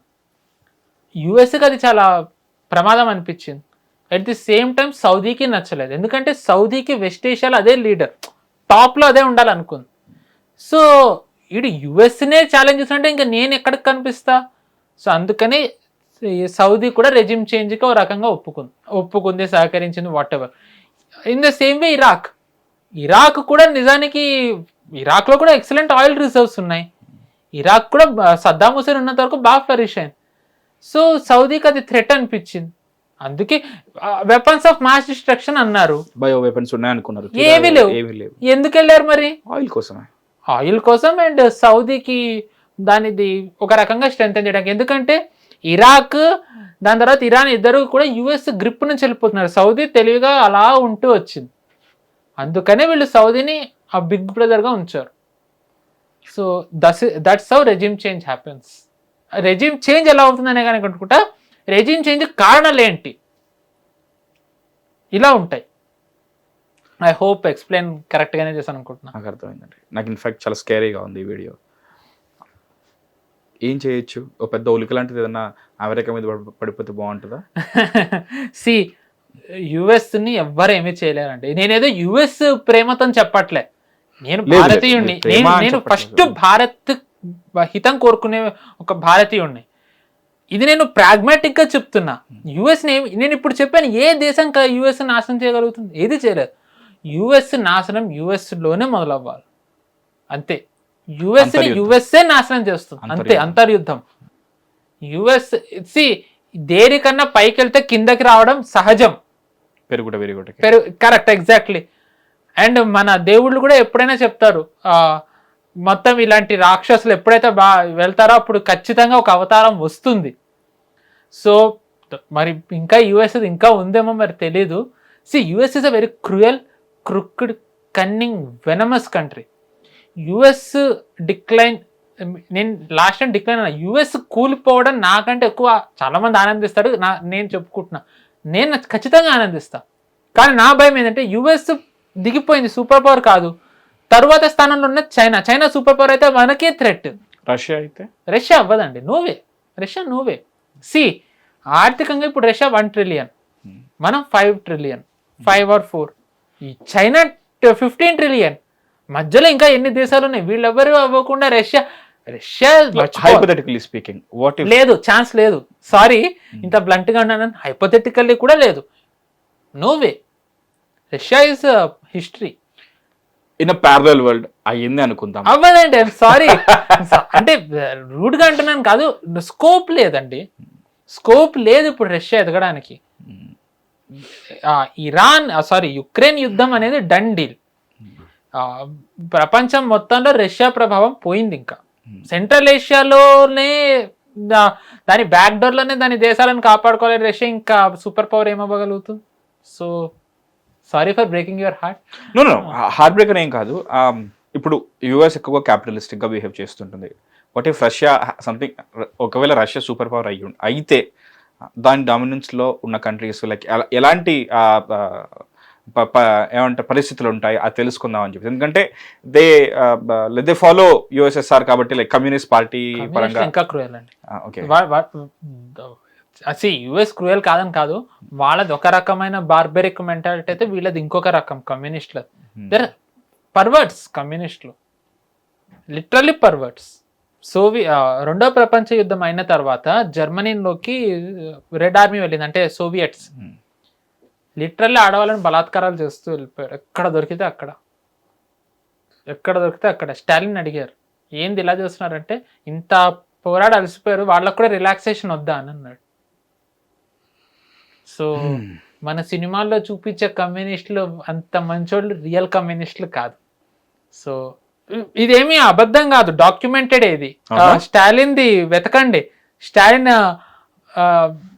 Encouraging his Stalin supporting his soldiers word వాడిన జర్మనీ. స్టాలిన్ అన్నాడు ఇది. సో కమ్యూనిస్టులు the perverts, the number 1 perverts కమ్యూనిస్టులు. సో ఓ రకంగా అదృష్టవశాత్తు రష్యా ఇప్పుడు ఆ పొజిషన్లో లేదు. So sorry, Russia the only chance ఉన్నది చైనాకి. చైనాకి ఒక్కటే. బట్ ఇప్పుడున్న పరిస్థితుల్లో చైనా కూడా అయ్యే స్కోప్ లేదు. సో యుఎస్ ఒక్కటే. అండ్ ఐ రియల్లీ హోప్ చాలా తొందరగా యుఎస్ కూడా పడిపోవాలని కోరుకుందాం. బట్ ఆ టైం కల్లా if we grow we can, but it will take time for అస్.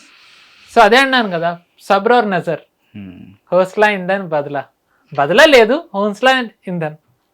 బాగుందండి. ఇమ్రాన్ ఖాన్తో స్టార్ట్ అయ్యి లైక్ ఒక్కొక్క డాట్స్ని కనెక్ట్ చేసుకుంటూ ఒక్కొక్క దాన్ని ఎక్స్పాండ్ చేసుకుంటూ దాని హిస్టరీని అండ్ దాని వెనకాల ఉన్న బలమైన కారణాలను చూసుకుంటూ ఒక మాస్టర్ క్లాస్లా ఉంది. నాకు పర్సనల్గా ఈ వీడియో చాలా నచ్చింది, ఈ డిస్కషన్ నాకు చాలా నచ్చింది. ఎందుకంటే లైక్ ఏమంటారు, సూక్ష్మంలో మోక్షం అంటారు కదా. So when a bigger thing, అంటే ఇప్పుడు ఒక పెద్ద కొండ అయినా సరే కొంచెం కొట్టుకుంటూ వస్తే లైక్ యూనో ఏదైనా పెద్దదాన్ని సింప్లిఫై చేస్తే ఆ గోల్ కొంచెం ఈజీ అయిపోతుంది. అలా లైక్ యూనో యుఎస్ లాంటి ఒక సూపర్ పవర్, దాని వెనకాల ఉన్న ఉద్దేశాలు అండ్ అవి చేసే అకృత్యాలు, అవి ఎంత అన్యాయంగా బిహేవ్ చేస్తుంది, లైక్ ఏ లెవెల్కి దిగజారుతుంది, ఇవన్నీ క్లియర్గా ఎక్స్ప్లెయిన్ చేస్తున్న కొద్దీ నాకు పాలిటిక్స్, ఇంకా ముఖ్యంగా జియో పాలిటిక్స్ ఇంకా ఎక్కువగా అర్థం అవుతుంటే ఒక కొత్త విషయం నేర్చుకున్న కిక్ ఉంటుంది. So that gives me more immense pleasure actually. ఇది క్లియర్గా ఎక్స్ప్లెయిన్ చేసినందుకు చాలా చాలా చాలా థ్యాంక్స్ అండి. Thank you for I hope మీకు కూడా ఈ వీడియో నచ్చిందని అనుకుంటాను. ఇంకా ఏదైనా కొత్త టాపిక్స్ గురించి మీకు తెలుసుకోవాలనుకుంటే కామెంట్ సెక్షన్లో తెలియజేయండి. Stay tuned to hit TV. This is Mahesh. Hit TV app, ఇందులో short news, live news, entertainment shows, movies, digital magazines తో పాటు మీ జిల్లా వార్తలను కూడా ఫ్రీగా చూడొచ్చు. ఇంకెందుకు ఆలస్యం, వెంటనే హిట్ టీవీ యాప్ ని డౌన్లోడ్ చేసుకుని ఫ్రీగా ఎంటర్టైన్మెంట్ పొందండి. Hit TV app. Hit TV app. Please download hit TV app. Hit TV app ని ఫ్రీగా డౌన్లోడ్ చేసుకొని ఎంజాయ్ చేయండి. మీకు నచ్చిన ఎంటర్టైన్మెంట్ కోసం హిట్ టీవీ యాప్ ని ఫ్రీగా డౌన్లోడ్ చేసుకుని ఎంజాయ్ చేయండి. హిట్ టీవీ యాప్ ని డౌన్లోడ్ చేసుకుని ఆస్వాదించండి, ఆశీర్వదించండి. ఇంతమంది సెలబ్రిటీలు హిట్ టీవీ యాప్ ని డౌన్లోడ్ చేసుకోండి అని చెప్తున్నారంటే ఎంత మంచి యాప్ ఆలోచించండి. అమెరికాలో చదవాలనుకునే వాళ్ళకి విశ్వసనీయమైన పేరు మన శౌర్య కన్సల్టెన్సీ. UK లో 1 year masters, UK లో 1 year masters, 2 years work permit up to 5 years visa. Contact Saurya Consultancy. Contact 89851 89851.